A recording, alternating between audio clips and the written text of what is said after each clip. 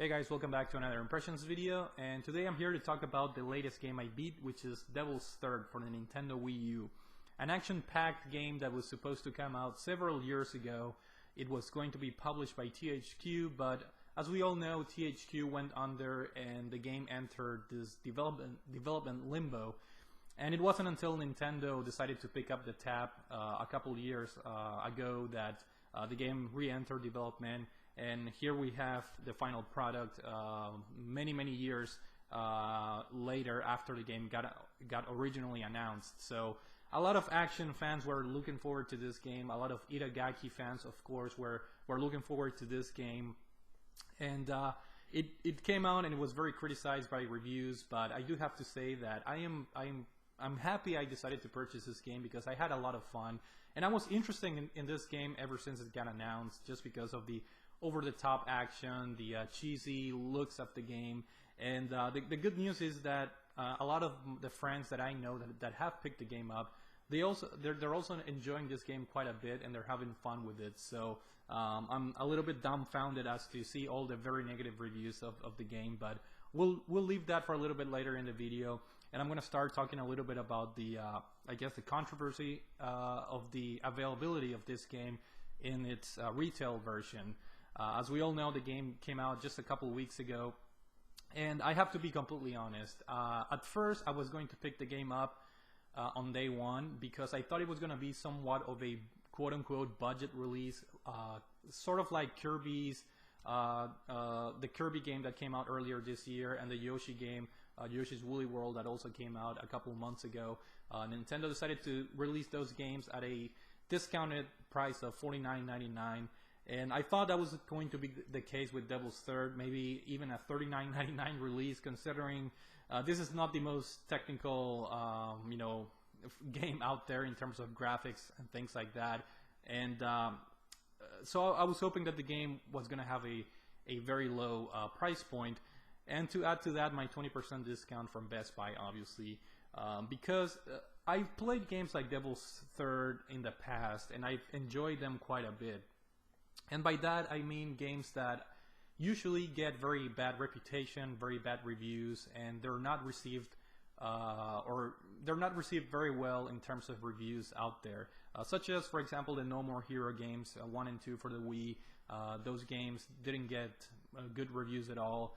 And the rest of the Suda51 games as well, such as Killer is Dead, another game that got horrible reviews when it came out. But I like those types of games, Japanese action, over-the-top games that are sometimes violent and cheesy at the same time. So the Devil's Third fit the bill, but the problem here is that as opposed to games like No More Heroes, Killer is Dead, and others, those games dropped down in price, and I was able to get them a couple of months after they got released.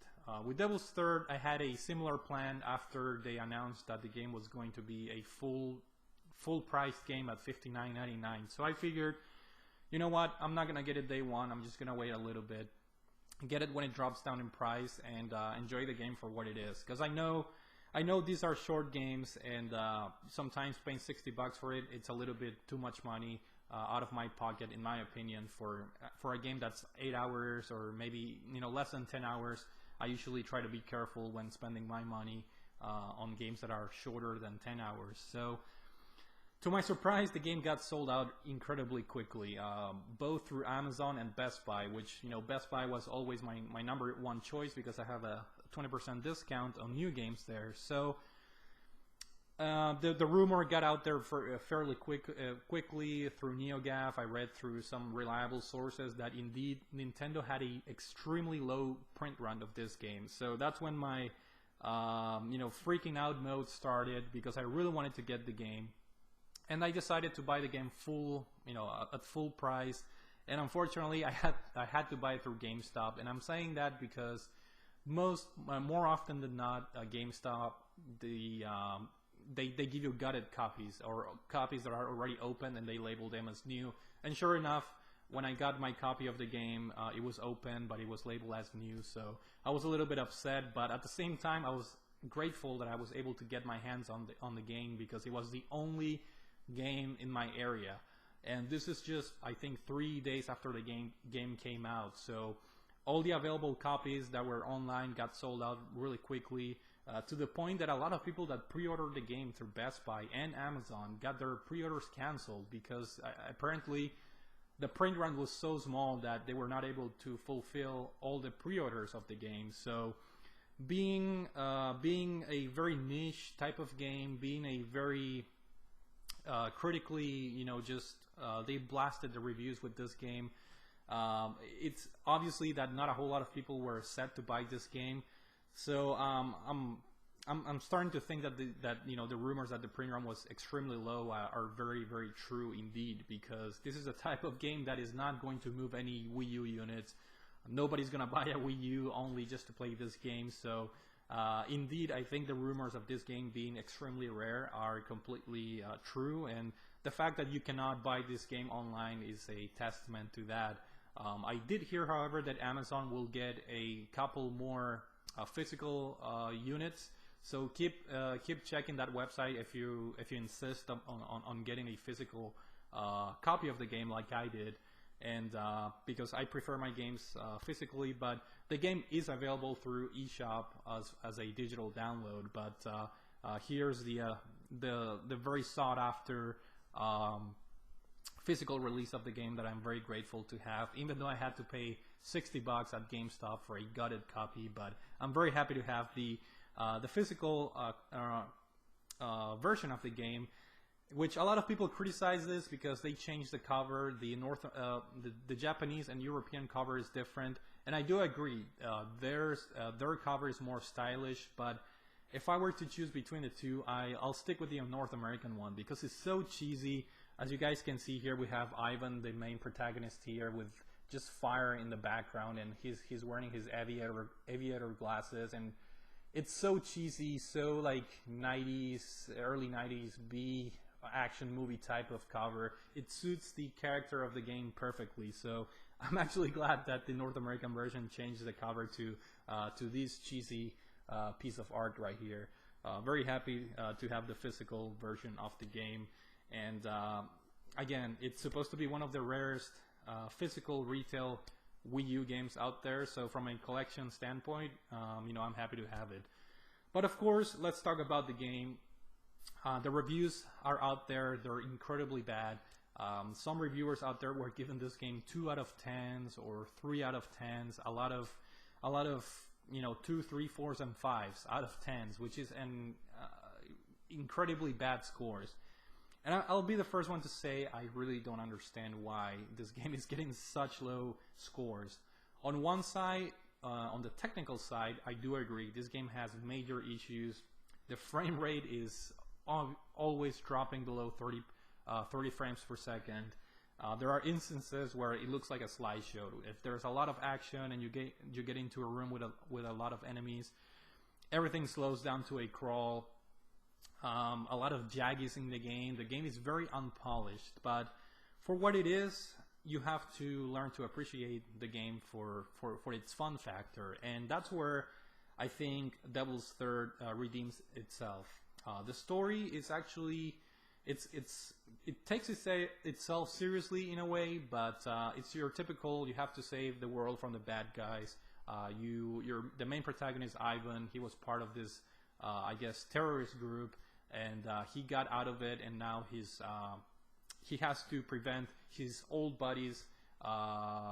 He has to take them down one by one in order to prevent the usage of this very powerful weapon that shoots missiles, and it's set out to destroy different cities in the world. So it's basically you have to save humanity by controlling this character Ivan, which used to be part of this group of rebels or terrorists, if you want to call it that. So you're set out on this campaign to save the world, and you're aided by this organization. I forgot the name of it, but they're basically like American troops that are helping you counter this terrorist acts. So the story is interesting, but nothing to write home about.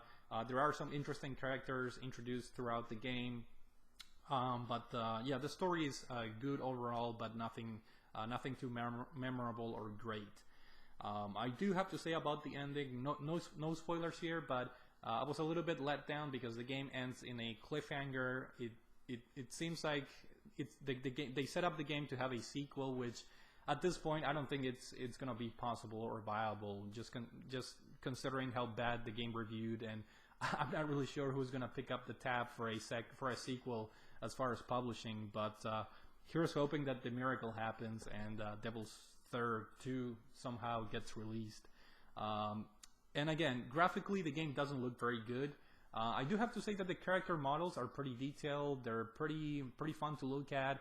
But as far as the environment, there are a couple of textures that they look straight up from the PlayStation 2 era. A couple of 3D models in the background or that are part of the scenery of the game that they look like straight out from the PlayStation 2 era. And the game looks rough overall, but the game does have an interesting art direction. There are some levels that are where I was pleasantly surprised.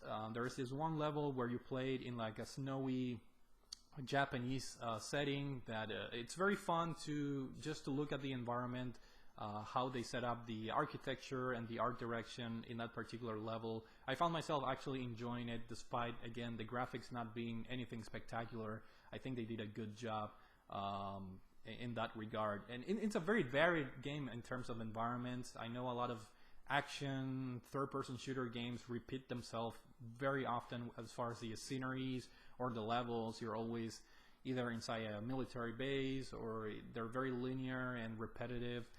This game is actually pretty varied in terms of environments, which I thought it was a pretty nice surprise and pretty colorful too. For example, that level that I was mentioning, the Japanese theme level, it was pretty colorful. The level is set up at night, so there's some nice uses of light, and it's pretty colorful. Not the typical gray and brown filter that usually it's part of the modern shooting games like Call of Duty, Battlefield, and all that. They stick to the typical boring and generic look, and Devil's Third tries to do something a little bit different, so I'll give some points in favor of the game in that regard. Now, the gameplay is one of the most interesting parts of the game, and in my opinion, one of the best parts of the game, because you get to use a lot of different weapons. Whether you're using melee weapons or using guns, because in this game you can switch it up very fast, very easily. You can shoot people with weapons, obviously, or you can use melee weapons such as katanas, machetes, knives, axes. There's so many different weapons that it's really fun because they all have their different animations. When you hit the enemies, each weapon has its own finishing move. And the same goes with the regular weapons that you shoot.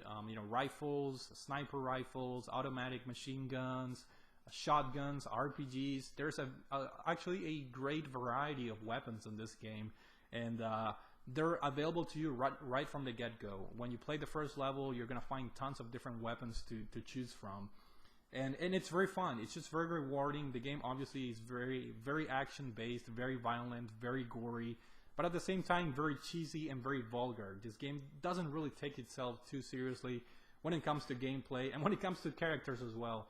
You control this character, Ivan. He has a Russian accent, but he has like a Yakuza type of tattoos in his bag with all the Japanese characters in him. And he's always wearing aviator glasses that have this night vision and things like that inside of his glasses. So it's just really cheesy and really fun. The opening scene, the game sold me right on the opening scene. When you start the game, there's this riot in this prison where Ivan is being held because he's he used to be a terrorist, and he's being held in this prison with and he's playing drums. He's being held in this VIP type of prison cell, and then he gets released in order to help fight his old teammates. And it's just fun because he's playing drums in the prison, and then he gets let go, and then the first level is this prison riot, and it's just fun. You're using all these weapons, all these rifles, machine guns, katana swords, ninja swords, and you're slaying enemies left and right. And before the first hour of the game, not even an hour into, you're already using different types of weapons. You're already playing drums, collecting electric guitars in the middle of a prison, and you're already shooting RPGs against tanks and taking down helicopters. And your character, he's very cheesy. He's taking out flasks to drink alcohol in the middle of the cinematic sequences. He's also lighting up cigarettes in the middle of the cinematic sequences. So I was just having a ball, watching the cinematic sequences in the game, or regular normal gameplay. If you let your controller go, Ivan will light up a cigarette and leave the cigarette in his mouth, and you can start shooting people with the cigarette in his mouth and things like that. So it's like the perfect B action movie, cheesy action filled type of game that it really hurts me when people were handing out 2s and 3s out of 10 to this game. You really have to know what to expect and how to take the game in. I really don't know what these people were expecting. Being a third-person shooter, maybe they were expecting to see an Uncharted type of game with high production values, but ever since the game got announced, back then, all the way back when THQ was going to publish the game, it was pretty clear from the get-go that the game was going to be a little bit rough in terms of gameplay and cheesy overall. That's how I took it. That's what I expected from the game, and that's exactly what I got. So overall, the game is divided into several chapters. I think there's 8 in total, and the game itself is not very long. You can beat this game easily in under 10 hours. And I've enjoyed the single player campaign as much as you keep doing the same thing, which is shooting bad guys, slicing people up. It was fun just getting to know the characters. The one guy that it's by your side, Bob. It was just fun. The interaction between Ivan and Bob. It was a very no chemistry at all between the two of them, but that was part of the charm of the game. Very hard to explain, but very cheesy in the dialogue, just very over the top and gory overall. And there are some pretty cool mechanics. You can run and slide and shoot at the same time. You can roll in and out of cover and things like that. So the game is pretty varied and pretty fun in the gameplay department. Sound-wise, the game does have a very poor voice acting, which is perfectly fine with this game. It fits perfectly with the soul and charm of the game. The voice acting is just all over the place. It doesn't take itself very seriously, and it's very cheesy, which is completely fine with me. And overall, the game also offers an online mode, which I haven't played too much, but I do have to go back to it, because being a very unpopular Wii U game, there's not going to be a lot of people playing it in the near future. So unfortunately, the multiplayer, based on the very little experience that I have with this game, it's extremely unbalanced. It's one of those types of games where you keep unlocking or you gain money to buy new equipment, and the people that are playing the game the most obviously can have access to the better weapons, such as a flamethrower, which is extremely OP in the multiplayer mode. So when you first start, you only have like a basic rifle and a basic melee weapon, and that's it.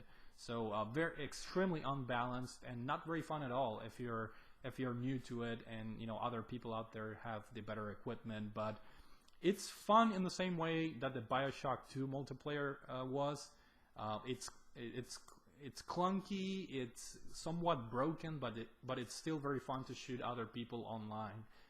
Unfortunately, like I said, there's not a whole lot of people playing this game out there. So if you're interested in that, make sure you give the multiplayer a shot rather quickly. But overall, Devil's Third, is it a good game? Not really, but it's a fun game. There's nothing wrong with having a technically flawed game with bad frame rate or jaggies on the screen, or technical problems like that. I experienced those things in the past through games like No More Heroes, Killer is Dead, Lollipop Chainsaw, and games like that. But I still had fun with those games. And with Devil's Third, it's the same thing. I've had a lot of fun. The gameplay was very fun. It was very cheesy. I was laughing my ass off in a lot of parts of the game, thanks to the dry humor of the, Ivan, the main character of the game. But I had a great time. I'm not really sure if $60 was, my preferred price point for the game. I would have hoped, I was hoping to get the game for a little bit less, but nevertheless, I'm happy to have experienced the game. I'm happy to have the physical version because it's supposed to be a pretty rare game, and unless they reprint this, this is definitely going to remain as a rare Wii U game. So overall, Devil's Third, I had a lot of fun with this. I know a lot of my friends are having fun with the game. So a big middle finger to all the reviewers out there that did not get this game. There's no way in hell this game is deserving of a 2 out of 10. It's just not possible. 2 out of 10, 3 out of 10 should be reserved for games that are broken, for games that are not fun at all. And this game, it is fun if you know how to take it, if you know how to approach it as a cheesy B-action type of game, over the top, gory, and very vulgar. This game is easily a 5 out of 10, a 6 out of 10. Of course, there's no way in hell at the same time that this game will be an 8 out of 10 or 9 out of 10, because it has so many glaring issues with it, especially in the technical department. But it is a fun game, so if you're interested in it, I definitely say give it a shot, because Devil's Third is a very fun action game. So with that being said, thank you guys for watching, and I will see you all later.